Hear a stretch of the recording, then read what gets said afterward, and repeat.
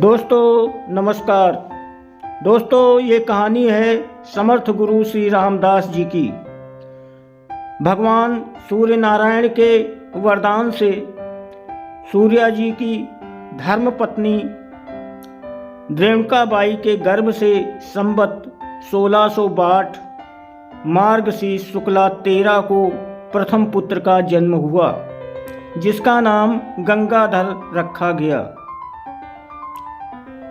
जिसने अपनी उम्र के 9वें वर्ष में ही हनुमान जी के मंदिर में 11 दिन तक मारुति कवच का पाठ करके श्री हनुमान जी को प्रसन्न कर लिया और जिसे भगवान श्री रामचंद्र जी ने भी दर्शन देकर अनुग्रहित किया। यही गंगाधर जी आगे चलकर श्रेष्ठ या रामी रामदास के नाम से प्रसिद्ध हुए।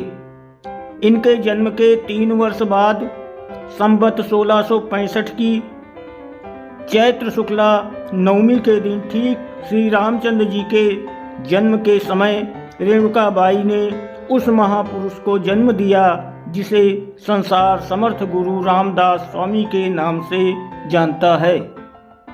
इनका नाम पिता ने नारायण रखा। नारायण जब 5 वर्ष के थे तब उनका उपनयन संस्कार हुआ।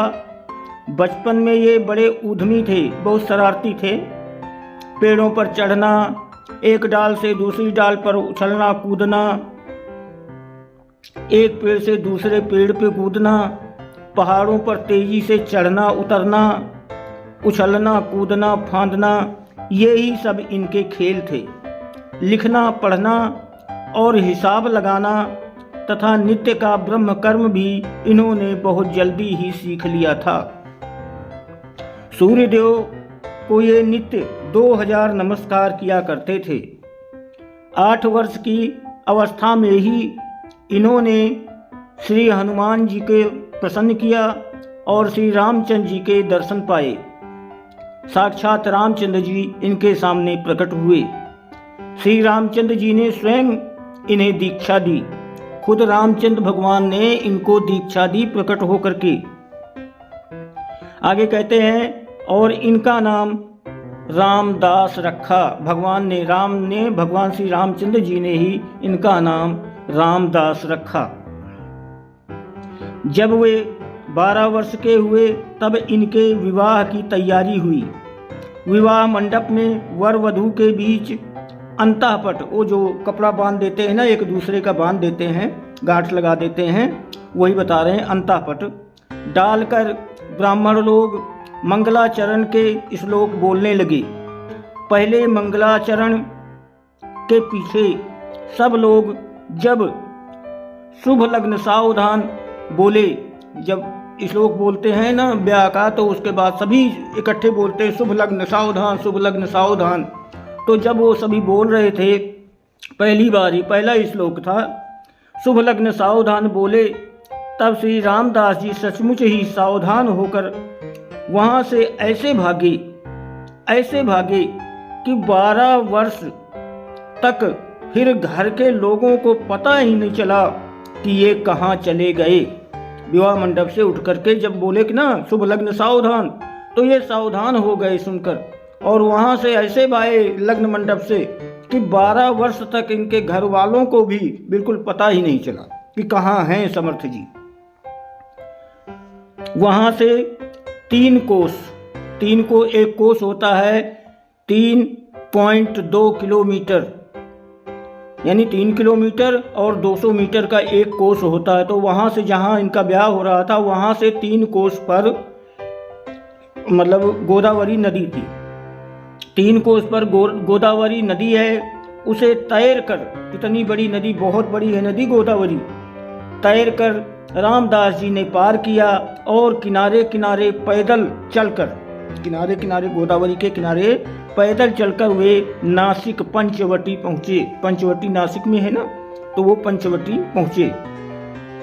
वहाँ से पंचवटी में इन्हें भगवान श्री रामचंद्र जी के फिर दर्शन हुए। पंचवटी में भगवान राम ने इनको फिर दर्शन दिए दोबारा। उस अवसर पर रामदास जी ने एक करुणा दशक द्वारा बड़ी करुणापूर्ण वाणी में प्रभु की बेनती की। बहुत विनम्र स्वभाव विनम्र वाणी में भगवान की बेनती की। भगवान रामचंद्र जी बहुत प्रसन्न हुए। उसके बाद नासिक के समीप टाफली ग्राम में जाकर, टाफली एक गांव है नासिक के पास कहीं पे, तो वहाँ जाकर जहाँ गोदा और नंदिनी का संगम होता है, जहाँ गोदावरी और एक छोटी नदी है नंदिनी, दोनों का जहाँ संगम है, जहाँ संगम होता है, वहाँ पर जाकर के रामदास जी महाराज वहाँ रहने लगे। आगे कहते हैं एक गुफा में रामदास जी रहने लगे। वहाँ पर पहाड़ी एरिया है और पहाड़ी एरिया में जहाँ संगम है वहीं पर एक गुफा थी और उस गुफा में जाकर के रामदास जी महाराज वहाँ रहने लगे। वहाँ इन्हीं के त्रयोदशाक्षर राम मंत्र का पुरस्चरण आरंभ किया। 13 अक्षर का जो राम का नाम का मंत्र था उसका इन्होंने विधिवत अपना उच्चारण शुरू कर दिया। भगवान राम के 13 अक्षरों वाले नाम का जप करने लगे। पुरस्चरण मतलब पुनश्चरण जप करने लगे। दैनिक नियमों के पालन करते। उसके बाद दिन या रात को जब भी समय मिलता उसमें ये रामायण, वेद, पुराण, वेदांत, उपनिषद, गीता, भागवत आदि ग्रंथ देखा करते यानी पढ़ते रहते थे। इस प्रकार वहाँ तप करते हुए इन्हें 3 वर्ष हो गए। एक दिन रामदास जी संगम पर ब्रह्म यज्ञ कर रहे थे और उधर से एक विधवा स्त्री ने आकर इन्हें प्रणाम किया। इस पर अष्टपुत्रा सौभाग्यवती भव, इन्होंने वरदान दे दिया कि जाओ 8 पुत्रों की माँ बनो। एक विधवा स्त्री थी, उसने इन्हें प्रणाम किया संत समझ के और इन्होंने उसे वरदान दे कि जाओ 8 पुत्र हों तुम्हारे। जब विधवा ने इन्हें प्रणाम किया तो इन्होंने 8 पुत्रों की माँ बनो ऐसा उसे आशीर्वाद देकर श्री रामदास जी के मुंह से ऐसे निकल गया कि जाओ 8 पुत्रों की माँ बनो, मुंह से निकल गया। जिसे सुनकर अब स्त्री ने पूछा इस जन्म में या अगले जन्म में? स्त्री ने पूछा इसी जन्म में या अगले जन्म में? बात ये थी कि उस स्त्री के पति की मृत्यु हो गई थी और वो उसके साथ सती होने जा रही थी। सती होने जाने के पूर्व सत्पुरुषों को प्रणाम करने की जो विधि है उसके अनुसार वो इन्हें तपस्वी महात्मा जानकर प्रणाम करने आई थी। रामदास जी ने कहा अच्छा प्रेत को यहाँ ले आओ। प्रेत मतलब लाश को यहाँ ले आओ। प्रेत के सामने आते ही रामदास जी ने श्री राम नाम लेकर उस पर तीर्थोदक यानी तीर्थों का जल छिड़क दिया। तुरंत वो मृत शरीर राम राम करते हुए, राम राम का उच्चारण करते हुए उठ बैठा, जीवित हो गया। इस प्रकार जो पुनर्जीवित हुए।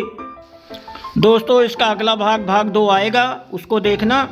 और वीडियो आपको अच्छी लगे तो इसको लाइक और सब्सक्राइब जरूर करो, आपकी बहुत मेहरबानी होगी।